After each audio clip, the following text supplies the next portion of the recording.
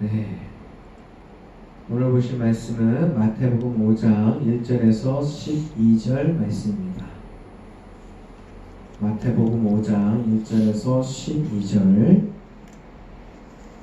저와 여러분이 한 절씩 교독하겠습니다. 예수께서 무리를 보시고 산에 올라가 앉으시니 제자들이 나온지라. 입을 열어 가르쳐 이르시되 심령이 가난한 자는 복이 있나니 천국이 그들의 것이며 애통하는 자는 복이 있나니 그들의 위로를 받을 것이며 온유한 자는 복이 있나니 그들이 땅을 기업으로 받을 것이며 이유 줄이고 목마른 자는 복이 있나니 그들이 배부를 것이며 긍휼히 여기는 자는 복이 있나니 그들이 긍휼히 여김을 받을 것이며 마음이 청결한 자는 복이 있나니 그들이 하나님을 볼 것이며 화평하게 하는 자는 복이 있나니 그들이 하나님의 아들이라 일컬음을 받을 것이며 이를 위하여 박해를 받는 자는 복이 있나니 천국이 그들의 것이니라. 나로 말미암아 너희를 욕하고 박해하고 거짓으로 너희를 거슬러 모든 악한 말을 할 때에는 너희에게 복이 있나니 기뻐하고 즐거워하라. 하늘에서 너희의 상이 큼이라. 너희 전에 있던 선지자들도 이같이 박해하느니라. 아멘.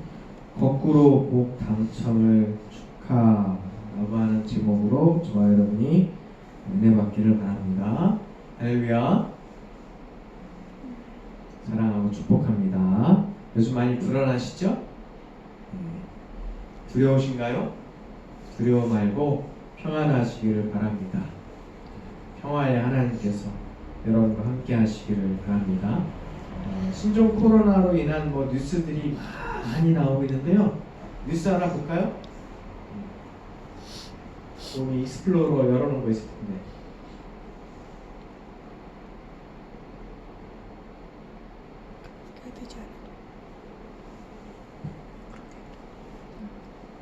파워포인트 해제하고 익스플로러. 신종 코로나 환자가 전 세계적으로 확산되고 있는 상황에서 중국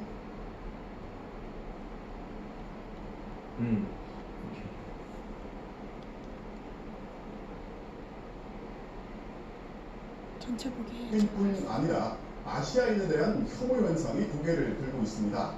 유럽의 어느 학교에서는 동양인 학생 등교를 거부했고 당신들 나라로 돌아가라는 말까지 나온다고 합니다.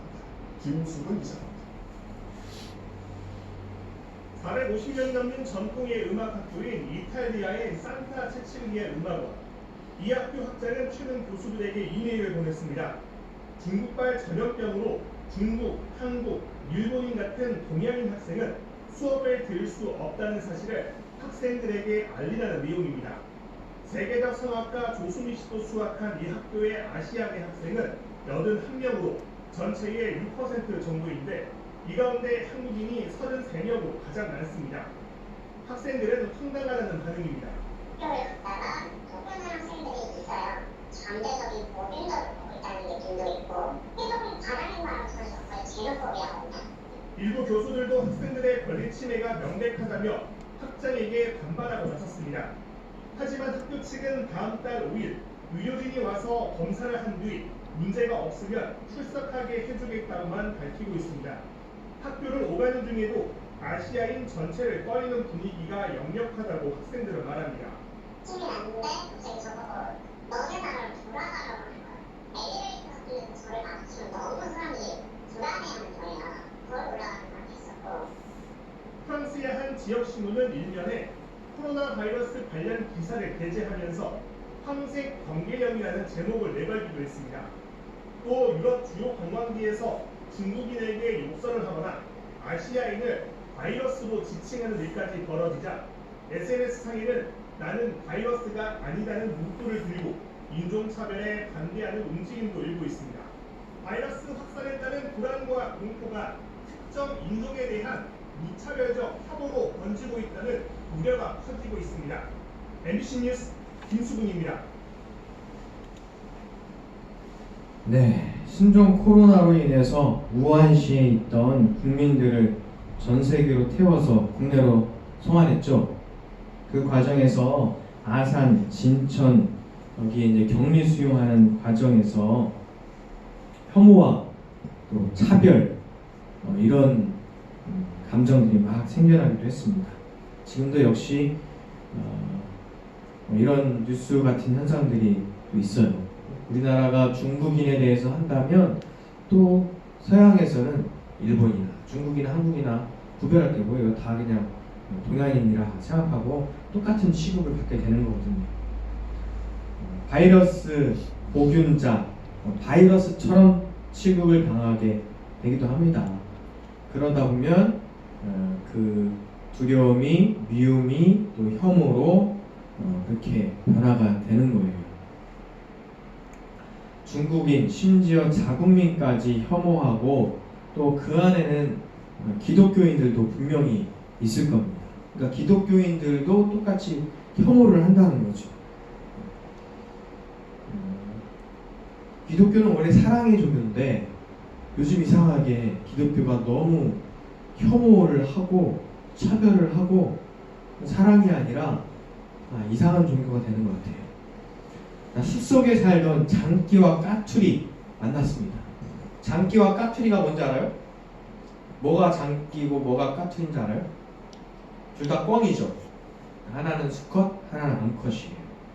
둘은 사랑에 빠졌습니다. 까투리와 장기, 숲속에 어른인 올빼미를 찾아가서 장기가 말합니다. 저희는 결혼하고자 합니다. 주례를 서주시기 바랍니다. 그러자 둘을 잠시 바라보던 올빼미가 물었어요. 둘이 다투어 본 적이 있나요? 이렇게 물었습니다. 장기와 까투리는 어처구니 없는 표정으로 다투다니요. 우리는 사랑하니까 이렇게 결혼하고자 했고 찾아온 거 아니겠습니까? 라고 했어요. 그래서 올빼미가 고개를 절레절레 흔들면서 이렇게 이야기를 했어요. 진정으로 한바탕 크게 싸우면 그때 오라고. 그렇게 이야기를 했습니다.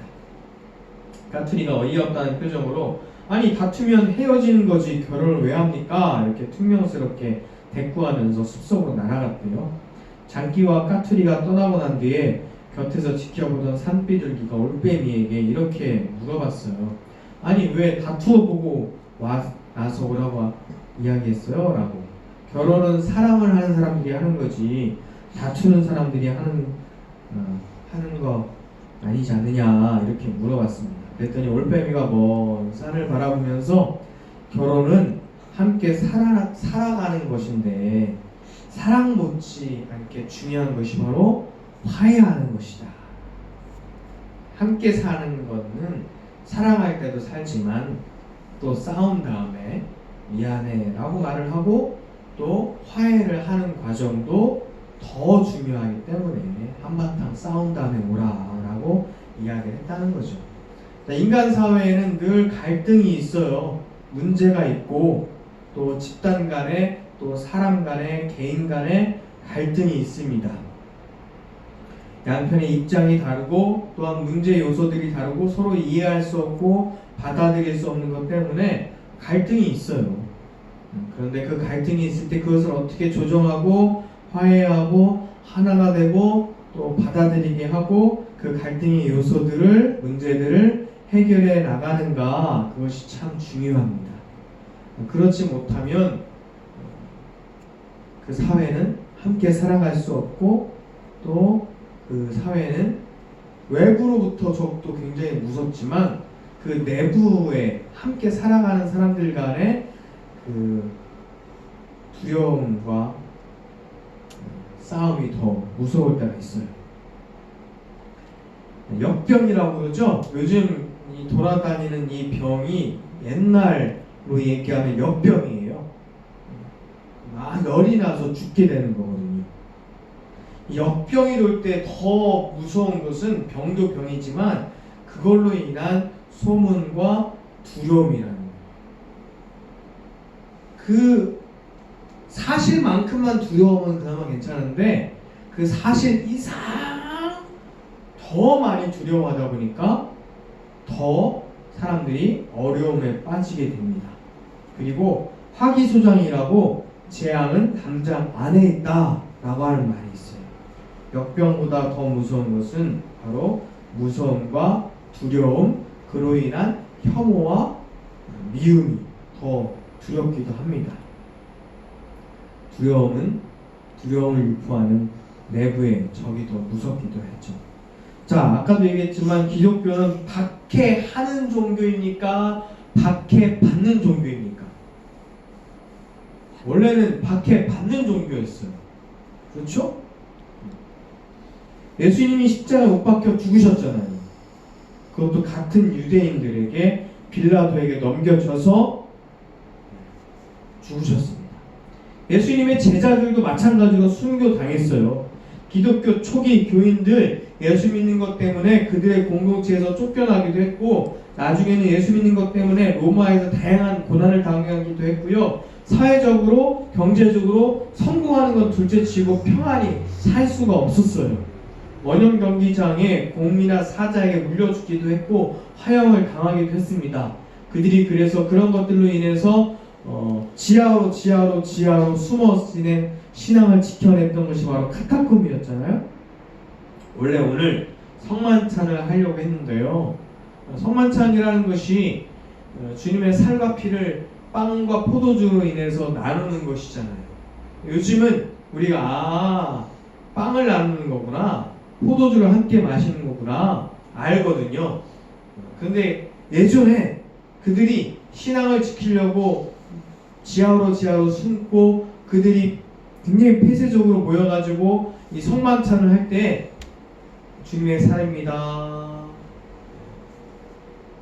주님의 피입니다 이러면서 이제 그것을 나누는 것을 밖에서 딱 들으면 기독교인들이 빵과 포도주를 나눈다는 것을 모르는 사람들이 밖에서 들으면 피를 나눠?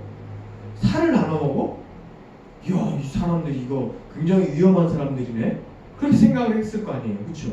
그러면서 기독교인들은 사람의 살을 나눠 먹는 사람들이다, 아주 상종 못할 사람들이다, 이상한 사입이 혐오의 대상들이다, 그러면서 오해를 했던 적들이 분명히 있었다는 거죠. 이상한 괴상한 종교 집단이라고 또 생각하기도 했던 거예요. 그래서 더 혐오의 대상이 되기도 했었습니다. 그래서 그들은 실제로 가난할 수밖에 없었고요, 심령도 가난했고요, 또 가족들이 잡히거나 친구들이 잡히거나 자신들이 또 언제 잡혀 죽을지도 모르는 상황이 있었기 때문에 그들이 웃고 즐기는 날이 며칠이나 있었을까요? 늘 슬픔과 애통하는 삶이 그들 가운데 있었을 겁니다. 그래서 그들의 삶이 실제로 밟히다 지렁이도 밟히면 꿈틀한다는 얘기가 있었는데, 자, 살아있거나 꿈틀댈 만한 힘이 있거나 할 때 밟히면 꿈틀하는 거지, 꿈틀할 만큼도 힘도 남지 않고 완전히 꽉 밟으면 꽥소리도 못 내고요, 꿈틀할 수도 없어요. 완전히 밟히면요. 그 당시에 기독교인들이 사실은 이렇게 꽥소리도 못 내고 꿈틀할 수도 없을 정도로 완전히 밟힌 그 정도의 사람들이었어요. 그러니까 어떻게 욱하거나 화를 낼 수도 없는 그 정도였다는 거예요. 그러니까 온유해야지라고 해서 온유해지는 것이 아니라 전혀 저항을 하거나 화를 낼 수도 없는 그런 사람들. 그러니까 참고 참아서 온유해지는 것이 아니라요, 이 온유하다는 것은 겸손하다는 거하고 또 다른 거예요. 그러니까 전혀 1%도 화를 낼 수 없는 사람들을 온유하다고 하는 거예요. 여기서 어쩔 수 없이 온유한 사람들을 이야기를 하는 거죠. 분노할 수 없는, 화를 낼 수도 없는, 부당하게 밟혀서 전혀 화를 낼 힘도 없는 그 당시에 그 기독교인들이 바로 이 온유한 사람들이었습니다. 착해서 온유한 것이 아니라 저항할 수도 없는 그런 사람들이었다는 거죠. 의에 줄이고 목마른 사람들, 의를 간구한 사람들. 왜냐하면 부당하게 고난을 당했던 사람들이니까요. 정말 의로웠으면 좋겠다, 정의가 살아있으면 좋겠다라고 간구했던 거죠. 부당하게 차별당하고 가난하고 박해받고 밟히고 그런 사람들을 예수님께서는 축하한다고 하셨어요. 이게 축하할 일입니까? 이런 사람들에게 위로를 받고 땅을 기업으로 받고 배부를 것이며 긍휼히 여김을 받을 것이다 라고 예수님께서 말씀해 주셨어요. 그런 사람들이 하나님을 볼 것이며 하나님의 아들이 하나님의 딸이 일컬음을 받을 것이다 라고 말씀하고 계십니다. 자, 세상의 기준으로는, 세상의 이치로는 전혀 성공한 사람들이 아니죠.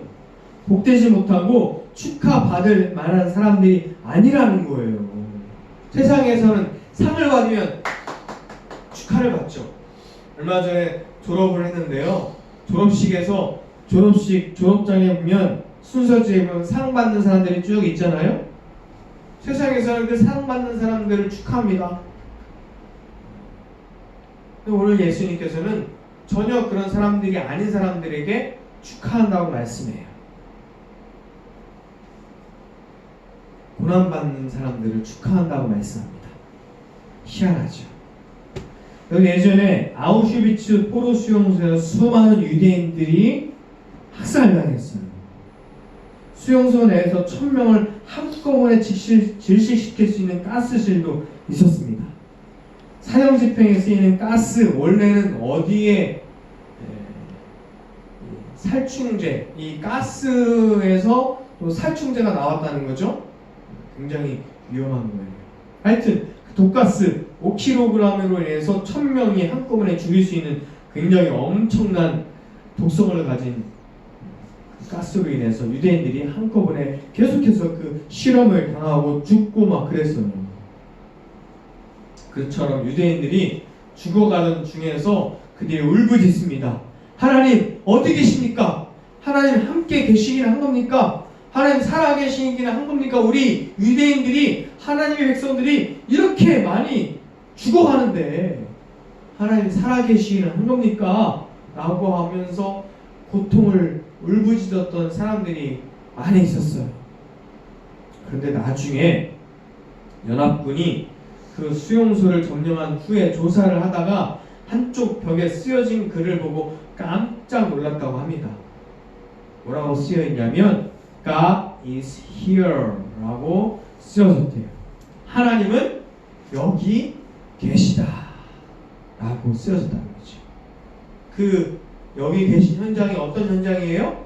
가스로 죽어가던 동료들, 가족들을 보던 자리예요. 내가 언제 죽을지 모르던 그 자리예요. 그 자리에서 그들 가운데 어떤 사람이 God is here, 하나님은 여기, 저기, 전쟁이 일어나지 않는 그 땅, 평안히 살아가고 있는 그 땅, 그 땅이 아니라 지금 여기서 독일인들에게, 나치인들에게 무참히 죽어가던, 저항도 할 수 없었던 그 사람들이 그 현장, 그 자리에서 하나님은 여기 우리와 함께 계시다라고 썼다는 거죠. 고통의 자리, 고난의 자리, 박해의 자리, 죽음의 자리, 그 자리에 하나님께서 함께 계시다. 저 하늘 멀리 어딘가 계신 것이 아니라 하나님께서 인간의 몸을 입고 예수님의 모습으로 이 땅에 오신 것처럼 또한 그 고통의 자리와 죽음의 자리에 그들과 함께 있었다라고 하는 고백을 그들이 죽어가면서 벽에 썼다는 겁니다.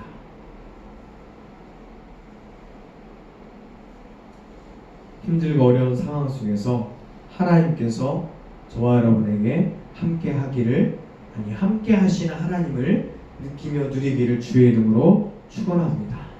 오늘 마태복음 5장의 산상수훈 팔복이라고 하는 이 말씀, 자, 이 말씀은요 구약에 600가지가 넘는 율법들이 있죠. 뭘 해라, 뭘 하지 말라, 이런 말씀들이 있어요. 그런데 이 말씀은 신약에 예수님께서 새롭게 주시는 율법일까요? 아니에요. 이것은 구약의 율법에 더해지는 또 다른 율법이 아닙니다. 일부러 자, 천국을 소유하기 위해서는 가난해져야 돼 라고 말씀하는 것이 아닙니다. 유로를 받기 위해서는 애통해야 돼 이렇게 말씀하는 것이 아니에요. 땅을 받기 위해서는 온유해져야 돼, 배부르기 위해서는 먼저 목말라야 돼, 일부러 불쌍히 여김을 받고 그렇게 돼야 돼, 그렇게 해 라고 하는 율법의 말씀이 아닙니다. 예수님께서는 우리가 지킬 수도 없고 우리가 할 수도 없는 이 8개를 추가해서 율법을 주신 게 아니에요. 이 8복의 말씀들 우리가 어떻게 하고자 해서 할 수 있는 것들이 어디 있겠습니까? 이 말씀들은요, 율법이 아니라 복음입니다. 속박이 아니라 은혜예요. 왜 그럴까요? 왜 예수님께서 이런 말씀을 주셨을까요? 우리가 할 일은, 자, 심령이 가난해지고 애통해지고 온유해지고 의에 줄이고 긍휼해지고 마음이 청결해지고 화평해지고 막 이렇게 그렇게 해야지. 8가지 어떻게 해야 되지? 8가지 어떻게 하지? 그걸 얘기하는 게 아니에요. 예수님께서는 단 한 가지를 말씀하고 계십니다. 하나님과 함께하는 것. 우리가 할 일은 주님과 동행하는 거예요. 십자가에 죽고 예수님으로 사는 거, 그것만 하라는 거죠. 예수님과 함께 하다 보면 자연스럽게 사랑하고 나누다 보면 심령도 가난해지고 실제로 경제적으로도 또 가난해질 수밖에 없는 거예요.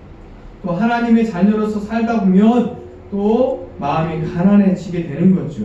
예수님의 제자로 살다 보면 어쩔 수 없이 애통에 울고 슬퍼하는 날이 많게 되는 거예요.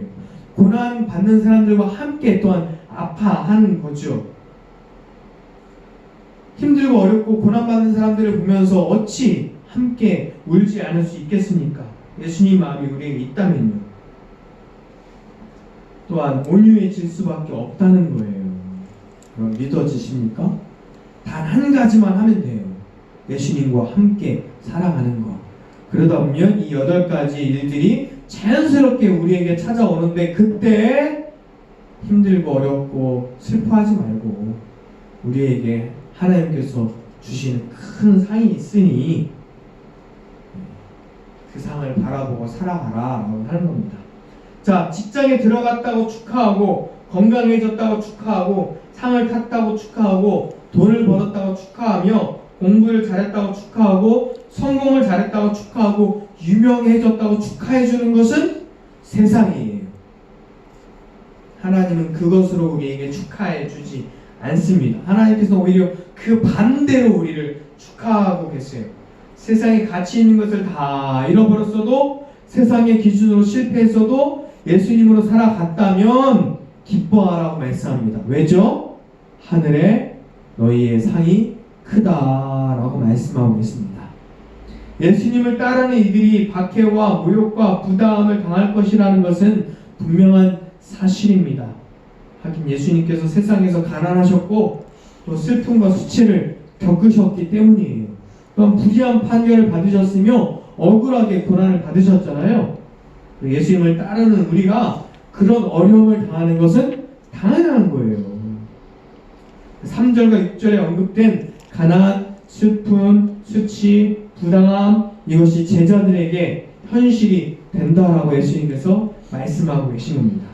그러므로 이 말씀들은 그런 처지에 놓인 사람들에게 복되다라고 선포하고 있는 겁니다. 예수님께서 가난하셨으니까 자비를 베푸는 너희에게 또한 복이 있다. 예수님께서 슬픔을 당하셨으니까 진심으로 위로하는 너희에게 복이 있다. 예수님께서 수치를 당하셨으니까 또한 버림받으셨으니까 그런 이들과 형제와 또한 평화를 이루는 너희들에게 복이 있다 라고 예수님께서 말씀하고 계신 거예요. 그리스도인들이 받을 상, 어떤 상인지 분명하죠? 하나님 나라에서 이 세상에서 주어지는 그런 세상 사람들의 기준으로 받는 상을 하늘에 가서 똑같이 받는 것을 기대하라는 것이 아닙니다. 하늘에 너의 상이 크다, 세상 기준의 상이 아니라 하나님의 기준의 상인 거예요. 예수님과 동행하는 거, 예수님과 동행하면 그 어디나 하늘나라라고 말씀하고 계시잖아요.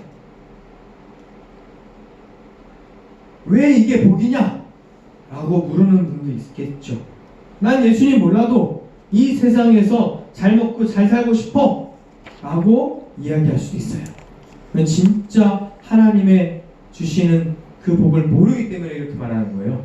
제가 작년 봄에 좀 건강해지려고 간헐적 단식, 1일 1식을 좀 했었거든요. 그때 저는 사실 배고픈 걸 못 참는 사람이에요. 한 끼라도 굶으면은 진짜 막 너무 괴로워가지고 꼭 먹고 밤에 일하고 와서도 밤중에 꼭 먹고 자고 그랬는데 장기를 좀 쉬게 해줘야 되겠다. 좀 살도 좀 빼고 그런 마음으로 밤에 안 먹고 아침도 안 먹고 1일 1식도 좀 해보고 장기를 좀 쉬게 해주는 그런 좀 기간을 좀 가졌는데요. 처음에 너무 힘들더라고요. 배고파서. 그런데 좀 굶고 조금만 참았다가 점심 때 맛있게 잘 먹어야 되겠다 그런 마음으로 했어요. 그랬더니 한 달 정도 이렇게 지났을 때 한 5kg 정도가 빠지고 배가 쏙 들어가더라고요. 이야, 그 기쁨이 이거 맛있는 거 한 끼, 두 끼, 뭐 하루에 3끼 먹어서 주는 그 기쁨하고는 또 다른 정말 다른 기쁨이 있더라고요. 요즘은 또 마음을 놓고 잘 먹고 있는데 이게 당장 내가 앞에 내 입이 즐겁고 내 입이 주는 그 즐거움도 즐거움이겠지만 그것을 참고 내 몸이 건강해지는 근본적인 즐거움은 이건 또한 비교할 수 없는 기쁨과 즐거움이 되는 거예요. 이 세상에서 내가 육신으로 내 형편으로 내 상황으로 누릴 수 있는 그 기쁨들이 분명히 있지만 그 기쁨을 누리지 못한다 할지라도 하나님이 주시는 본질적인 기쁨과 하나님과 동행하는 정말로 인간에게 주시는 참 즐거움을 우리가 누릴 수 있다면 세상에 주는 즐거움과 기쁨은 아무것도 아닌 거예요. 이거를 누려보지 못한 사람은 몰라요. 아무리 이야기해도 하나님과 동행함이 진짜 기쁨입니다. 자, 예수님과 동행하는 것이 어디나 하나님 나라입니다. 아무리 이야기해도 알 수가 없어요. 그래서 예수님께서 뭐라고 얘기하냐면 12절에 기뻐하고 즐거워라. 하늘에서 너희의 상이 큼이라. 너희 전에 있던 선지자들도 이같이 박해하였느니라 라고 말씀합니다. 자, 먼저 이 즐거움과 기쁨을 맛본 사람들이 있어. 너희도 그렇게 살아가야 돼. 우리도 누군가에게 그 즐거움과 기쁨과 복음을 누린 사람을 통해서 우리가 복음을 받았고 우리가 또한 진짜 팔복을 누리면서 8가지의 복음을 누리면서 세상 사람들이 알 수 없는 진짜 하나님이 주시는 복음을 누리며 세상 사람들 우리가 또한 선지자가 되는 거죠. 하늘의 참 복을 누리고 그것을 세상에 전파하기를 간절히 바랍니다. 하나님과 함께 살고 예수님처럼 살다 보면 자연스럽게 닥쳐오는 박해와 어려움과 애통과 온유와 그것을 기뻐하고 즐거워하십시오. 이것이 바로 하나님께 주시는 거꾸로 복입니다. 여러분, 예수님 때문에 이 거꾸로 복을 당첨받아 그것을 누리는 하나님의 사람들 되기를 주의 이름으로 축원합니다. 기도하겠습니다. 하나님, 세상에 주는 복이 아니라 거꾸로 복에 당첨되어 살아가는 사람이 되게 하여 주시옵소서. 비록 가난하고 애통하고 온유하고 위를 간구하며 불쌍여김을 받고 어려움 당할지라도 박해를 받을지라도 하나님과 함께하는 것이 우리에게 큰 복인 줄로 믿습니다. 세상의 기준대로 살지 아니하며 하나님의 기준대로 살게 하시고 하나님의 말씀대로 사는 자가 되게 하여 주시옵소서. 거꾸로 복에 당첨되어 하나님께 진짜 축하받는 하나님의 사람들이 되게 하여 주시옵소서. 예수님의 이름으로 기도합니다. 아멘.